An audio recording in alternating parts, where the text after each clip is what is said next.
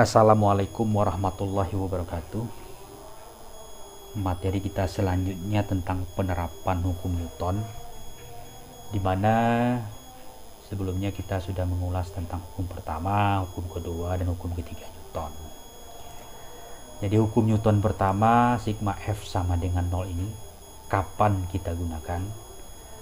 Jadi hukum pertama ini digunakan pada saat benda itu diam, atau pada saat benda itu bergerak tetapi kecepatannya tetap.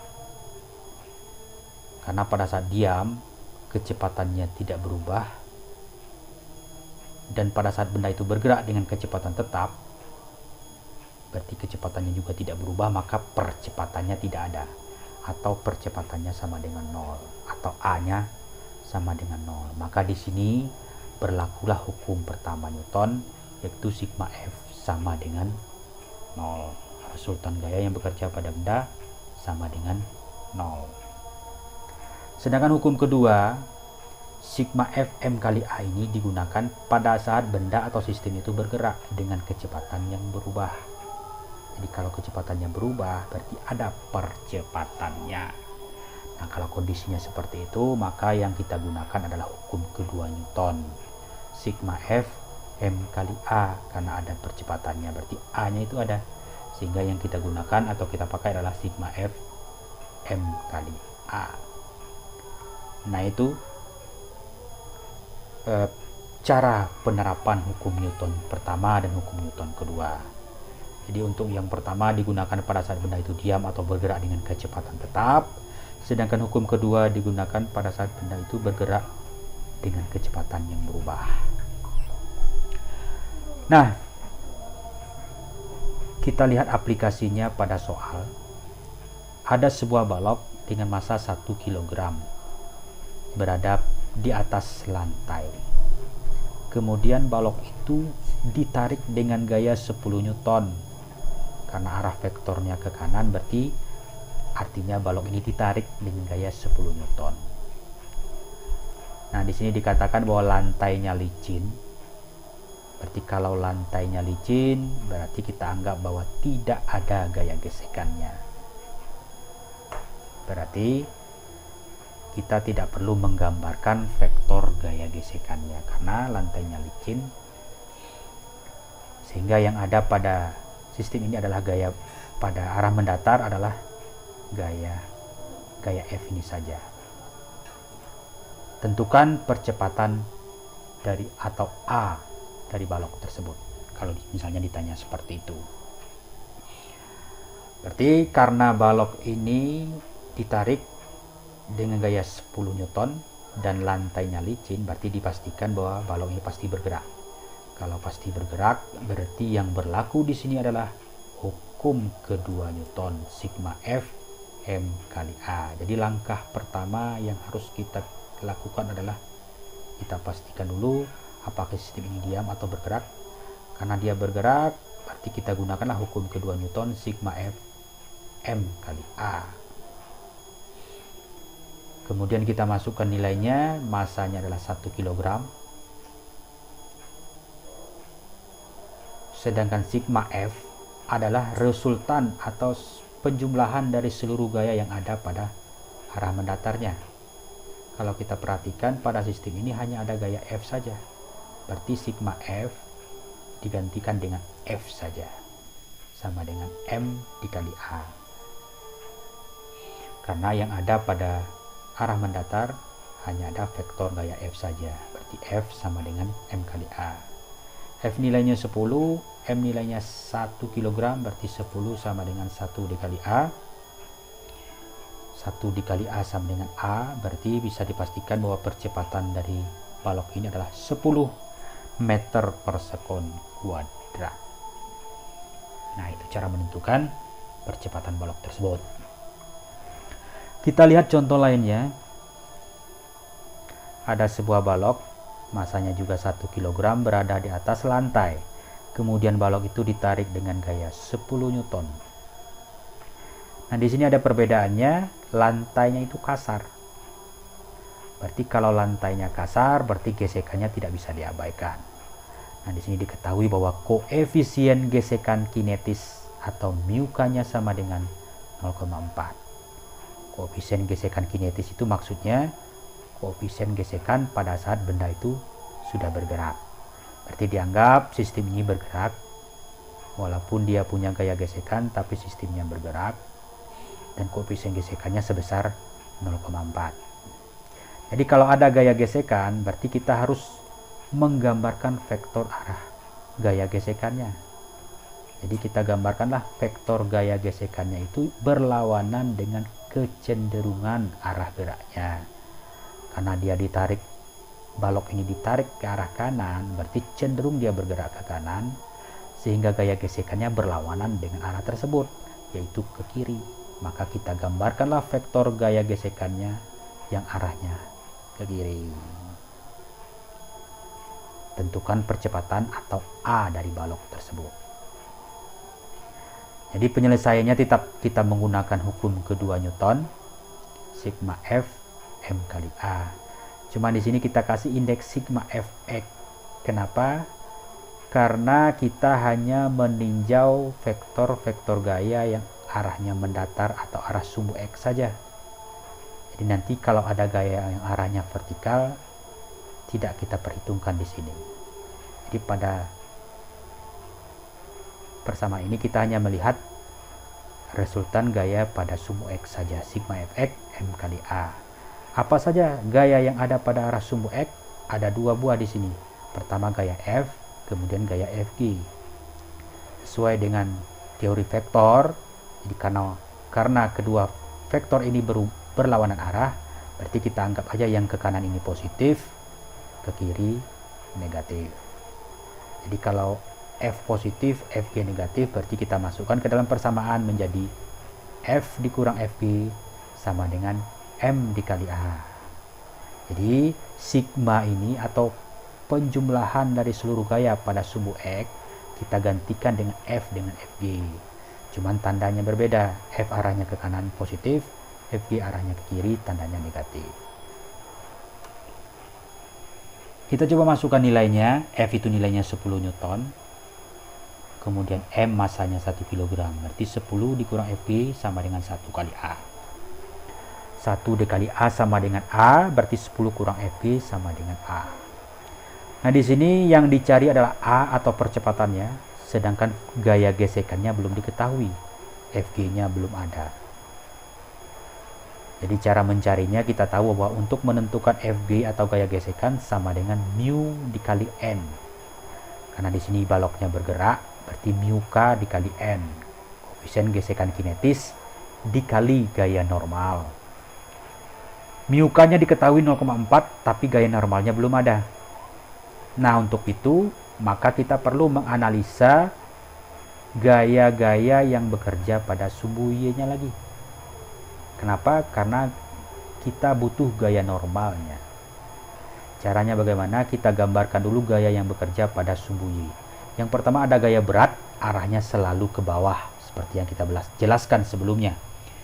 Arahnya ke bawah, simbolnya W. Jadi karena berat balok ini yang menekan lantai, maka lantai juga memberikan gaya kontak yang arahnya ke atas, yang kita sebut dengan gaya normal. Nah inilah gaya-gaya yang bekerja pada sumbu Y. Sehingga pada sumbu Y berlakulah hukum pertama Newton. Jadi bukan hukum kedua. Kenapa hukum pertama Newton? Karena pada sumbu Y balok ini tidak bergerak. Dia hanya bergerak pada arah mendatar. Sedangkan arah vertikal balok ini tidak mengalami pergerakan, sehingga kita menggunakan persamaan hukum pertama Newton. Jadi sigma Fy-nya sama dengan 0. Jadi bukan M kali A, tapi sigma Fy-nya sama dengan 0. Nah kita lihat arah sumbu vertikal, ada gaya normal dan gaya berat. Gaya normal arahnya ke atas, gaya berat arahnya ke bawah. Berarti N kita kasih tanda positif, V kita kasih tanda negatif. Berarti sigma Fy kita wakilkan dengan N dikurang W sama dengan 0. Karena N arahnya positif ke atas dan W arahnya ke bawah. Kemudian kita pindah ruaskan W-nya, kita pindah ruaskan negatif menjadi positif ya kalau pindah ruas, N sama dengan W. Sedangkan W itu sendiri gaya berat, merupakan perkalian dari massa dikali percepatan gravitasi. Kita masukkan nilai M itu adalah 1 kg dan G ketetapannya adalah 10 meter per sekon kuadrat. Jadi N sama dengan 1 dikali 10 sama dengan 10 Newton. Nah, itulah besar dari gaya normalnya. Jadi gaya normal itu tidak punya persamaan, tapi bisa dicari dengan menganalisa gaya-gaya yang bekerja pada sumbu Y tadi. Kemudian besar gaya normal ini kita masukkan ke persamaan gaya gesekan. Mu K-nya tadi 0,4 dikali dengan gaya normalnya 10. Sehingga 0,4 kali 10 menjadi 4 Newton. Jadi gaya gesekannya sebesar 4 Newton. Baru kita masukkan ke persamaan sebelumnya. 10 kurang Fg sama dengan A. Jadi Fg sudah dapat hasilnya 4, berarti 10 dikurang 4 sama dengan A. 10 dikurang 4 sama dengan 6, berarti kita pastikan bahwa percepatan dari sistem ini adalah sebesar 6 meter per sekon kuadrat. Nah, seperti itu cara menentukan percepatan balok jika gaya gesekannya ada atau lantainya itu kasar. Contoh selanjutnya adalah ada 2 buah balok, masing-masing masanya sama 1 kg 1 kg, berada di atas lantai. Nah, di sini kedua balok dihubungkan dengan tali, kemudian ditarik dengan gaya 10 Newton. Pada balok B ditarik dengan gaya 10 Newton, antara A dan B dihubungkan pakai tali. Kemudian lantainya licin, berarti sama dengan contoh yang sebelumnya, berarti tidak ada gesekan antara lantai dengan balok. Jadi tidak perlu kita menggambarkan gaya gesekannya. Tapi di sini dia dihubungkan dengan tali. Tentukan percepatan atau A dari balok tersebut, kedua balok. Karena tadi dia dihubungkan dengan tali, berarti ada gaya tegangan tali. Kemanakah arah gaya tegangan tali? Arah gaya tegangan tali itu keluar dari bendanya. Jadi di sini kalau pada benda B dia keluar dari benda B, sedangkan pada A dia keluar dari benda A. Nah, itu arahnya keluar dari bendanya. Jadi di sini ada gaya T yang besarnya sama tapi arahnya berlawanan. Jadi besarnya ini sama tapi arahnya berlawanan, atau hukum ketiga Newton, hukum aksi reaksinya tadi. Setelah kita gambarkan gaya-gaya yang ada pada arah mendatarnya ini, baru bisa kita analisa hukum Newtonnya. Karena gaya gesekannya tidak ada, berarti gaya inilah yang ada pada sistem ini. Jadi kita tetap menggunakan hukum kedua Newton, karena sudah dipastikan sistem ini bergerak karena lantainya licin. Jadi hukum kedua Newton, sigma F sama dengan M kali A. Nah, pada sistem ini ada 3 buah gaya. Yang pertama gaya F, kemudian gaya T, dan gaya T. Gaya F arahnya ke kanan, yang T yang pertama ke kiri, T yang kedua ke kanan. Berarti kita tuliskanlah di sini F dikurang T ditambah T. F ke kanan, ini T yang ke kiri, dan ini T yang ke kanan sesuai dengan arahnya. Sama dengan MA ditambah MB dikali A. Nah, karena baloknya 2, berarti massa dari kedua balok ini kita jumlahkan. Ada MA dan ada MB. Jadi M yang ini sebenarnya adalah penjumlahan dari kedua massa benda. Jadi MA ditambah MB dikali A. Sedangkan sigma F adalah penjumlahan dari ketiga vektor gaya tadi, F dikurang T ditambah T. Karena T dengan T itu besarnya sama, berarti arahnya saja yang berlawanan, berarti bisa dihilangkan saja. T dikurang T kan sama dengan 0. Berarti yang tersisa adalah F sama dengan MA tambah MB kali A. Kita masukkan nilainya, F itu nilainya 10 Newton, sedangkan masanya masing-masing 1, berarti 1 ditambah 1 dikali A. Jadi 10 sama dengan 2 kali A. Sehingga bisa diperoleh bahwa A sama dengan 10/2 berarti percepatannya sama dengan 5 meter per sekon kuadrat. Nah, itu cara menentukan percepatannya. Jadi kita tinjau sistemnya secara keseluruhan, gaya-gaya yang bekerja pada sistem ini, baik itu gaya F maupun gaya tegangan talinya. Nah, kalau seandainya misalnya ditanya tentukan gaya tegangan tali antara benda A dan B. Gaya tegangan tali ini berapa? Nah, untuk menentukan gaya tegangan tali ini, berarti kita harus meninjau balok ini satu persatu. Jadi ini kita pisahkan, ini balok A, ini balok B, kita pisahkan. Kenapa demikian? Karena kita ingin menentukan berapa gaya tegangan talinya. Jadi kita boleh meninjau balok A-nya saja atau balok B saja, tapi tidak bisa kita meninjau dua-duanya.